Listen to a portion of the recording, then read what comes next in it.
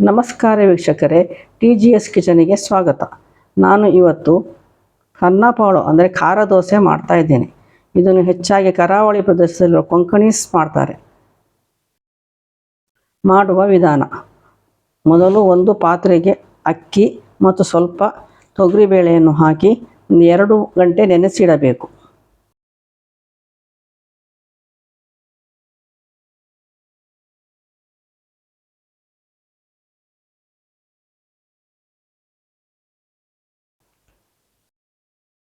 ಅದು ಚೆನ್ನಾಗಿ ನೆಂದ ನಂತರ ತೊಳೆದು ಒಂದು ಬದಿಯಲ್ಲಿ ಇಡಬೇಕು.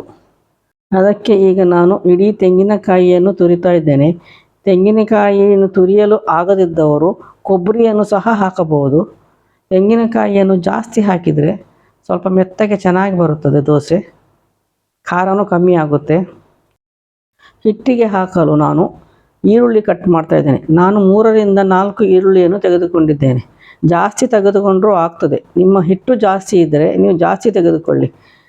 ಜಾಸ್ತಿ ಈರುಳ್ಳಿ ಹಾಕಿದಷ್ಟು ಟೇಸ್ಟ್ ಜಾಸ್ತಿ ಬರ್ತದೆ. ನಿಮ್ಮ ಹಿಟ್ಟಿನ ಹದಕ್ಕೆ ಬೇಕಾದಷ್ಟು ಈರುಳ್ಳಿಯನ್ನು ಹಾಕಿ. ಬೇಕಾಗುವ ಸಾಮಗ್ರಿಗಳು: ನೀರಿನಲ್ಲಿ ನೆನೆಸಿದ ಅಕ್ಕಿ ಮತ್ತು ತೊಗರಿಬೇಳೆ, ತೆಂಗಿನ ತುರಿ, ಬ್ಯಾಡಗಿ ಮೆಣಸು 20 ರಿಂದ 21, ಲಿಂಬೆ ಗಾತ್ರದಷ್ಟು ಹುಣಸೆಹಣ್ಣು, ಕಟ್ ಮಾಡಿದ ಈರುಳ್ಳಿ, ಎಣ್ಣೆ, ರುಚಿಗೆ ತಕ್ಕಷ್ಟು ಉಪ್ಪು. ಇಷ್ಟು ಸಾಮಗ್ರಿಗಳು ಬೇಕು.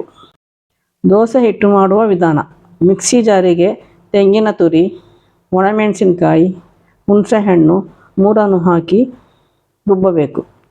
ಮೆಣಸಿನಕಾಯಿಯನ್ನು ಹುರಿಬೇಕಂತೇನಿಲ್ಲ, ಹಾಗೇ ಹಾಕಿದರೂ ಆಗುತ್ತೆ, ಹುರಿದು ಹಾಕಿದರೂ ಆಗುತ್ತೆ. ಅದರಲ್ಲಿ ಏನು ವ್ಯತ್ಯಾಸವಿಲ್ಲ.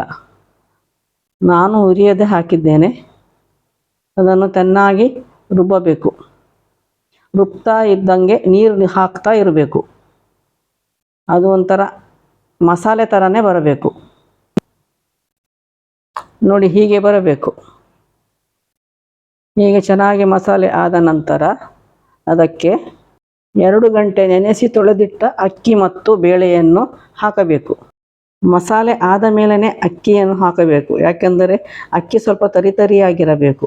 ಅದರ ಜೊತೆಗೆ ಸ್ವಲ್ಪ ಉಪ್ಪು ಹಾಕಬೇಕು. ಆಗ ಎಲ್ಲ ಚೆನ್ನಾಗಿ ಮಿಕ್ಸ್ ಆಗ್ತದೆ. ರುಬ್ಬಿದ ನಂತರ ಮಸಾಲೆ ಈ ಥರ ಆಗ್ತದೆ. ಅದನ್ನು ಒಂದು ಪಾತ್ರೆಗೆ ಹಾಕಿಕೊಳ್ಳಿ. ಅದಕ್ಕೆ ಕಟ್ ಮಾಡಿಟ್ಟ ಈರುಳ್ಳಿಯನ್ನು ಹಾಕಬೇಕು.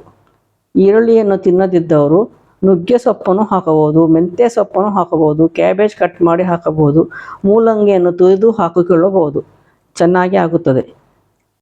ಮಸಾಲೆಗೆ ಹಾಕಿದ ಈರುಳ್ಳಿಯನ್ನು ಚೆನ್ನಾಗಿ ಮಿಕ್ಸ್ ಮಾಡಿ.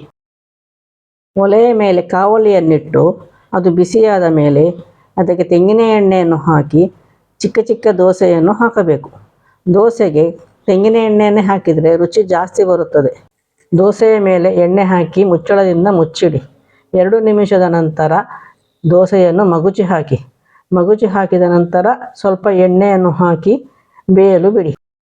ಈವಾಗ ಮುಚ್ಚಳವನ್ನು ಮುಚ್ಚುವುದು ಬೇಡ. ದೋಸೆಯನ್ನು ಮಗುಚುತ್ತಾ ಇರಬೇಕು, ಏಕೆಂದರೆ ಅದು ಬೆಂದ ನಂತರ ಸ್ವಲ್ಪ ಕಪ್ಪು ಕಲರ್ ಬರುತ್ತದೆ. ಕಪ್ಪು ಕಲರ್ ಬಂದ ನಂತರ ದೋಸೆಯನ್ನು ತೆಗೆದು ಪ್ಲೇಟಲ್ಲಿ ಹಾಕಿ. ಇದನ್ನು ನೀವು ಊಟದ ಜೊತೆ ಸೈಡ್ ಡಿಶ್ ಆಗಿ ತೆಗೆದುಕೊಳ್ಳಬಹುದು, ಇಲ್ಲ ಸಾಯಂಕಾಲದ ಹೊತ್ತು ಟೀ ಕಾಫಿ ಜೊತೆಗೆ ಸ್ನ್ಯಾಕ್ಸ್ ಆಗಿ ಕೂಡ ತಿನ್ನಬಹುದು. ಈ ವಿಡಿಯೋ ಇಷ್ಟವಾದಲ್ಲಿ ಲೈಕ್ ಬಟನನ್ನು ಒತ್ತಿ, ನಮ್ಮ ಚಾನಲಿಗೆ ಸಬ್ಸ್ಕ್ರೈಬ್ ಮಾಡಿ, ನಿಮ್ಮ ಸ್ನೇಹಿತರೊಂದಿಗೂ ಹಂಚಿಕೊಳ್ಳಿ. ನಂತರ ಈ ಅಡುಗೆಯನ್ನು ನೀವು ಮನೆಯಲ್ಲಿ ಪ್ರಯತ್ನಿಸಿ. ನಿಮಗೆ ಇಷ್ಟವಾಗಿದ್ದಲ್ಲಿ ಕಮೆಂಟ್ ಬಾಕ್ಸಲ್ಲಿ ಕಮೆಂಟ್ ಮಾಡಿ. Thank you.